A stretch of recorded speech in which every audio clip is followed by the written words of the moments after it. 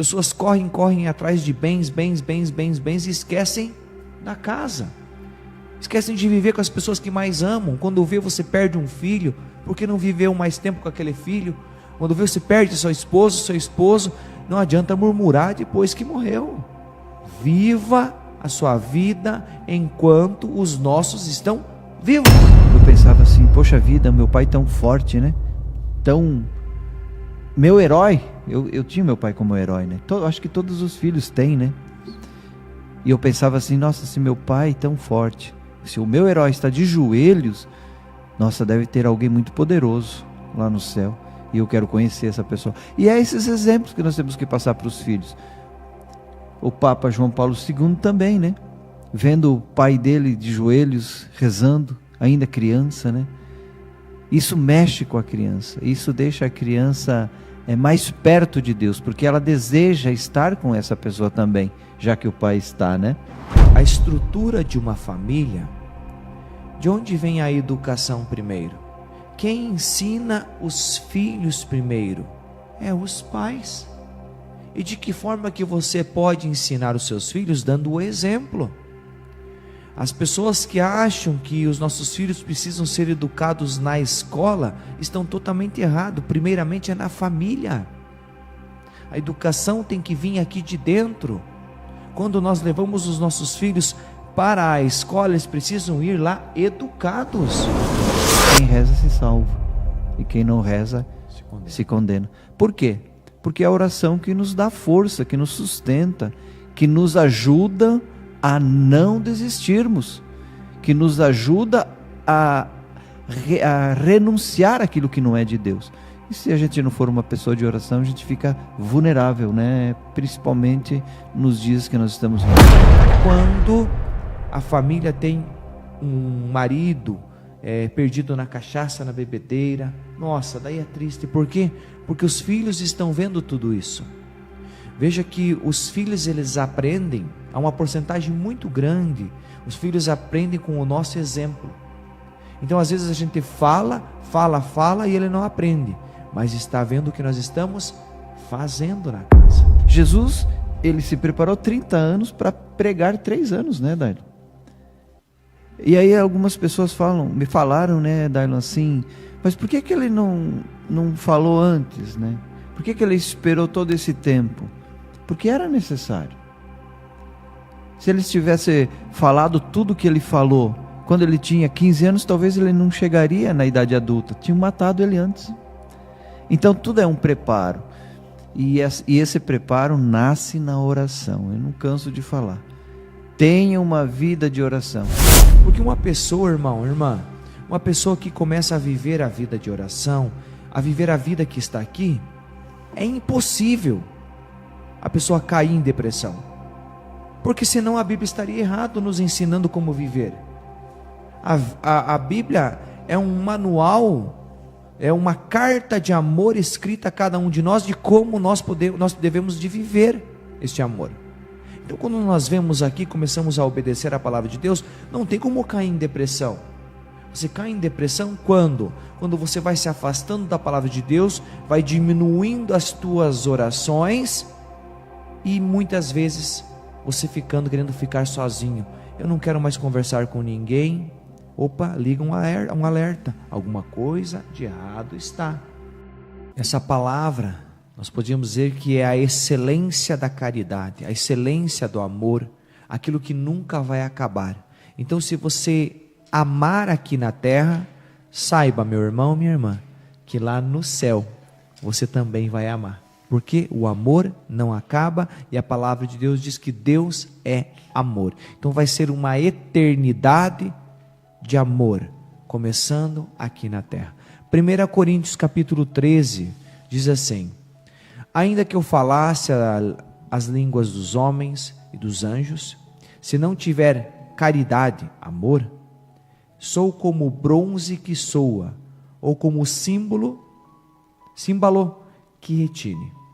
Mesmo que eu tivesse o dom da profecia e conhecesse todos os mistérios e toda a ciência, mesmo que tivesse toda a fé, a ponto de transportar montanhas, se não tiver caridade, amor, não sou nada.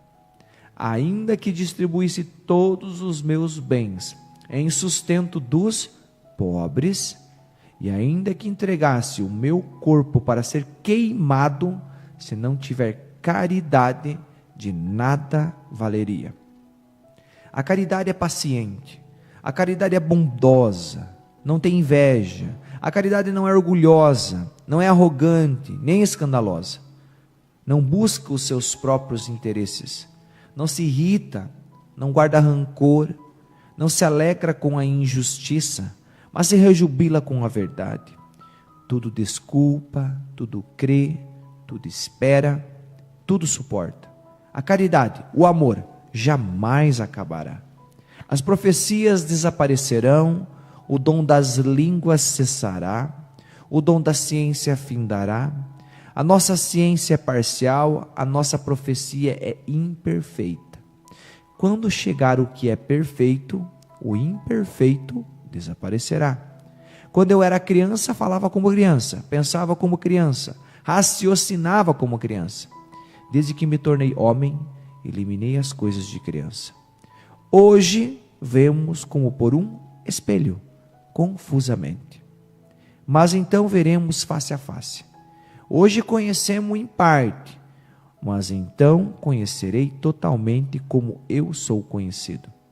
Por ora, subsistem a fé, a esperança e a caridade. As três, porém, a maior delas é a caridade. Palavra do Senhor. Graças a Deus. Meu irmão, esta passagem ela fala dos dons, profetismo, dom de línguas, e nós vamos vendo aqui que a palavra ela é bem forte, porque fala: se não tiver caridade, de nada, não sou nada. Diz bem assim a palavra: não sou nada. Se não tiver caridade, eu não sou nada. Nada, o que é? É aquilo que não existe. Então, quando nós, presta atenção, meu irmão, quando nós vamos ajudar alguém naquilo que ela necessita, se nós estivermos fazendo aquilo por causa de Jesus, ela tem valor meritório diante de Jesus, porque você está fazendo por amor e não está querendo nada em troca. Quando nós usamos do dom de línguas, quando diz aqui: aspirai aos dons superiores, queira os dons superiores, sim. E agora ainda vou indicar-vos o caminho mais excelente de todos, que ele vai mostrar que é o da caridade. Ainda que eu falasse a língua dos homens e dos anjos, se não tiver caridade, sou como o bronze que soa, que retine, e não faz nada.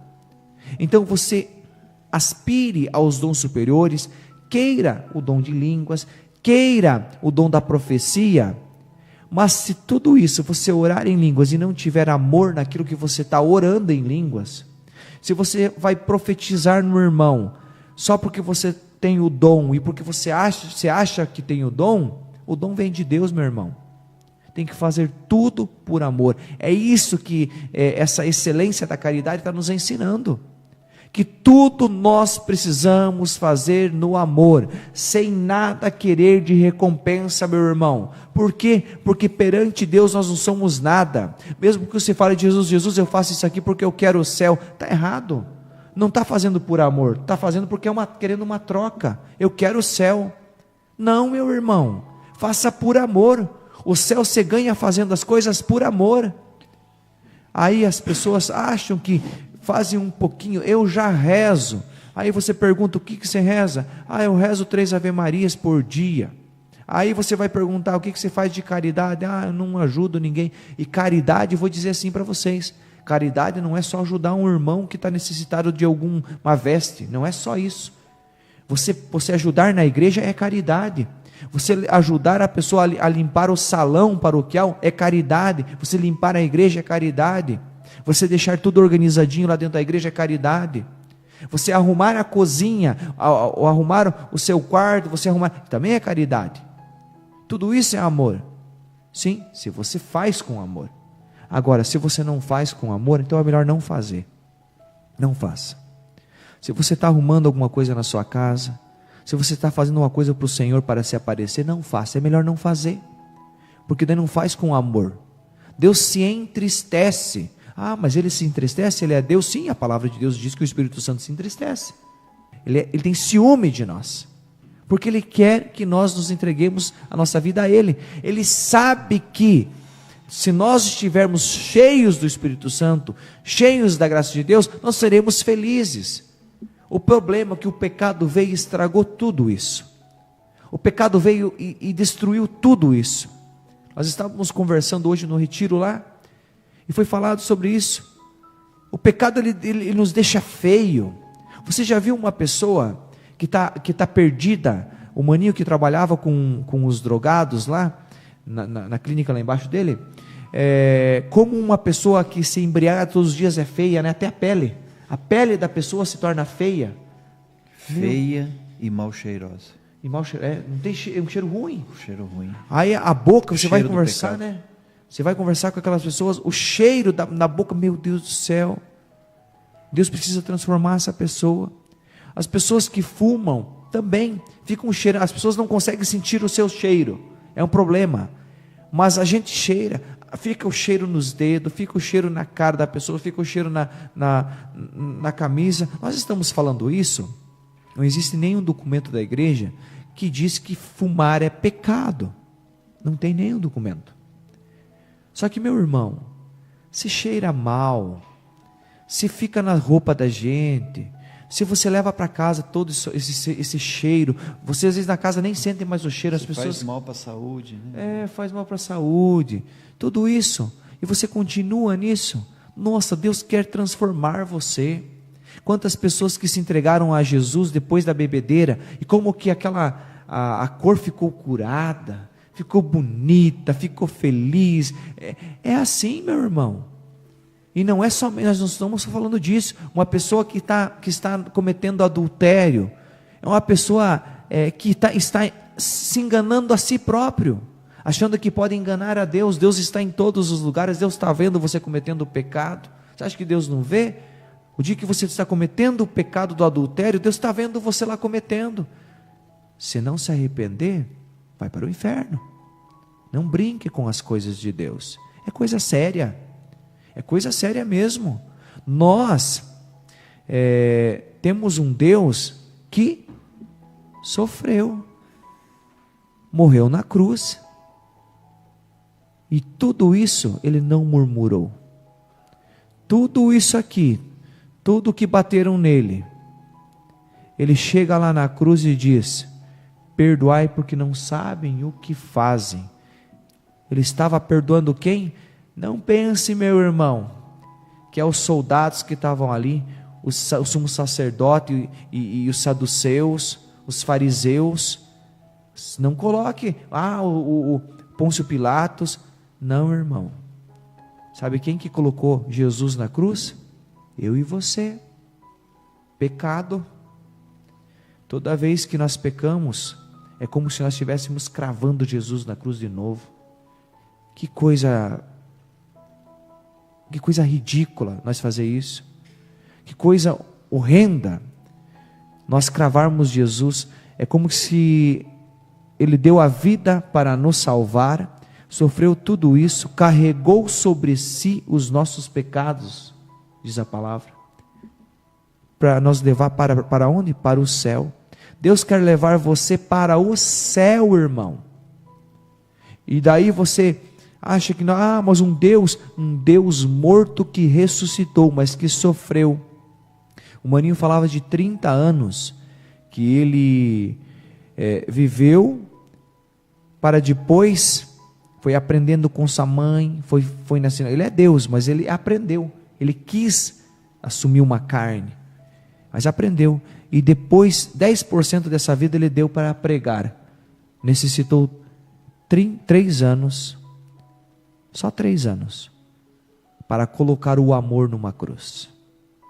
3 anos. Por isso, meu irmão, quando você lê a palavra de Deus, Jesus, quando ele recebe o Espírito Santo, vem como pomba. Logo que ele recebe o Espírito Santo, para onde ele vai? Para o deserto, ser tentado. O que essa palavra está nos ensinando? Quando nós recebemos o Espírito Santo, o batismo no Espírito Santo, a mudança de mentalidade, sabe para onde que nós vamos? Ser tentados. É isso aí. A vida de Jesus, ela é um reflexo daquilo que vai acontecer com nós. Por isso que quando nós somos batizados no Espírito Santo, nós somos tentados, nós vamos para o deserto. E como que Jesus se fortaleceu? Sendo Deus e respondendo Satanás com a palavra de Deus, sendo que ele veio citando passagens bíblicas. Satanás não sabe interpretar a palavra de Deus. O nosso Deus sabe nos ensinar. Depois que ele vai para o deserto, ele volta, aí ele começa a escolher os 12 apóstolos para viver com ele, viver uma vida de Deus, uma vida sabendo que, chamando eles iriam para onde? Para o sacrifício. Eu chamo você, você vai sofrer, meu irmão, só que o galardão, a coroa da glória você vai ganhar. Por isso que neste mundo, se nós entendêssemos que nós fomos criados por Deus, e temos só uma passagem aqui, se nós entendêssemos que nós fomos criados para o céu, e que essa provação é o tempo que nós vivemos aqui na terra, é ali que vai dizer se nós vamos para o céu ou para o inferno. Se nós vivemos uma vida de Cristo, e se nós morremos com o Espírito Santo dentro de nós, agindo, nós vamos para o céu. O Espírito Santo precisa estar em nós. Como que se expulsa o Espírito Santo de nós? Pecado mortal. Pecado mortal é dizer não para Deus, é expulsar o Espírito Santo de mim.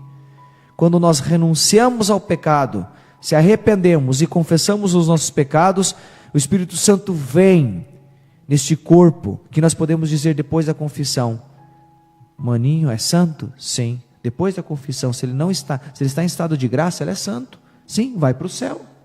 Pode passar pelo purgatório, por causa que pode, se ele pecar um pecado leve. Mas ele é um homem santo.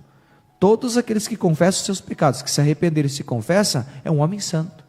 Por isso que as pessoas falam, quando você se confessa, se logo você morrer, só uma brincadeira, Jesus tem que pegar você pelo pé, de tão santo que você está. Meu irmão, é difícil ser santo? Porque é um caminho estreito, mas não é impossível, porque nós temos um Deus do impossível, maninho.